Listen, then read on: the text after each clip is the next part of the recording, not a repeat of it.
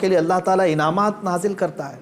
آج کے دور میں بہت سارے لوگ پریشان اس بات سے ہیں، ارے کیا ہو جائے گا ہمارے ساتھ، اور خصوصاً علماء سے میں یہی گزارش کروں گا کہ حق بات بولنے میں اگر گردن چلی جاتی ہے تو اس کی پرواہ نہ کریں، اس لیے کہ یہ ہماری شریعت میں صحابہ کی سنت اور تابعین کی سنت رہی ہے۔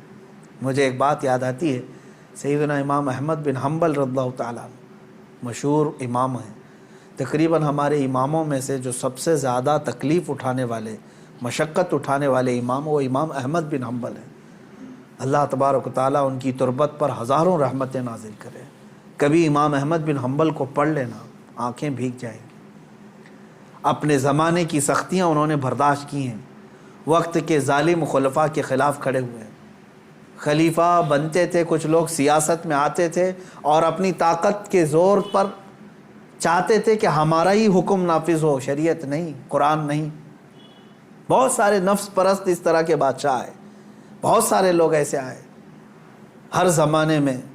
اسی لیے اقبال نے سچ کہا تھا، ستیزہ کار رہا ہے ازل سے تا امروز، شرار ابو لہبی سے چراغ مصطفیٰ۔ یعنی مصطفیٰ کریم صلی اللہ علیہ وسلم کے اس چراغ کو ابو لہب کی شرارتوں سے، اس کے چنگاریوں سے ہمیشہ معرکہ رہا ہی ہے۔ امام احمد بن حنبل کو کوڑے مارے جاتے تھے۔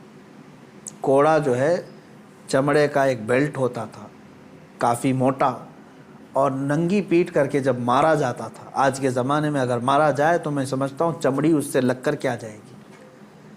100 کوڑوں کی سزا ہوتی تھی، اکثر 100 کوڑوں میں تو لوگ انتقال کر جاتے۔ حضرت امام احمد بن حنبل کو 3 خلفاء آئے نئے نئے، اور ہر ایک نے کوڑے مارے، ہر ایک نے، کہ تم اپنا حکم بدل دو۔ وہ حق بات پر قائم تھے اور قائم رہے۔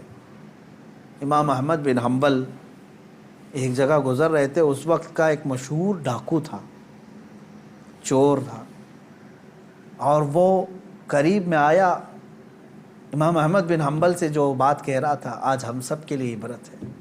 اس نے کہا، اے احمد بن حنبل، 300 کوڑے کھائے تم نے، 100، 200، 300۔ مجھے دیکھو، میں نے تقریباً چوری کے جرم میں 1500 کوڑے کھائے، لیکن ابھی بھی چوری چھوڑا نہیں میں۔ چوری کرتا پکڑا جاتا، چوری پر اتنے 100 کوڑے نہیں مارے جاتے، کبھی 20 کوڑے، کبھی 25 کوڑے، کبھی 40 کوڑے، قاضی اس طرح لگاتے رہے۔ تو وہ گن کے رکھا ہوا ہے، وہ کہتا ہے میں نے اب تک 1500 کوڑے کھا لیے لیکن ابھی چوری چھوڑا نہیں ہوں۔ وہ کہتا ہے کہ میں 1500 کوڑے کھا کر کے چوری نہیں چھوڑا، تم 300 کوڑوں پر حق بات کو نہیں چھوڑ دینا۔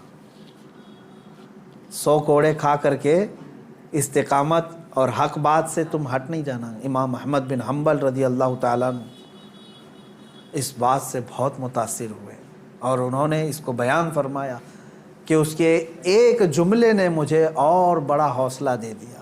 آج میں یہی کہتا ہوں میرے عزیزوں، لوگ جیل جاتے ہیں ریپ کیس میں، لوگ پکڑے جاتے ہیں چوری میں، ڈکیتی میں، مرڈر کیس میں، اور پھر چھوٹ کر کے آتے ہیں، پھر بھی نہیں چھوڑتے، پھر ان جرائم میں ملوث رہتے ہیں۔ نشے والوں کو دیکھو، پکڑے جاتے ہیں، مارے جاتے ہیں، اندر لاک اپ میں رکھے جاتے ہیں، پھر آتے ہیں، چھوٹتے ہیں، پھر وہی کام کرتے رہتے ہیں۔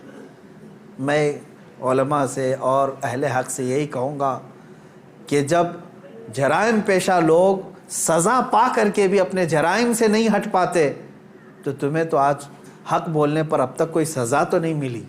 ہونا یہ چاہیے کہ اگر حق بات بولنے پر مجھے سزا بھی مل جائے تو میں حق بات پھر سر چڑھ کر کے بولوں گا، کہ پھر میں پھانسی کے پھندے پر بھی بولوں گا، تختہ دار پر بھی بولوں گا۔ یہ حق بات اور جرأت کے ساتھ بولنے کی ہر ایک کے اندر اللہ توفیق عطا فرمائے۔